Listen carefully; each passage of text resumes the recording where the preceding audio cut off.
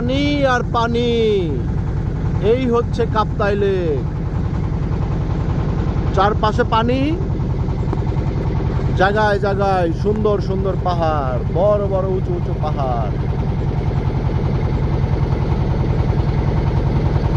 কি সুন্দর বাড়ি, কি সুন্দর ঘর, একটি পাহাড়ের উপরে একটি বাড়ি।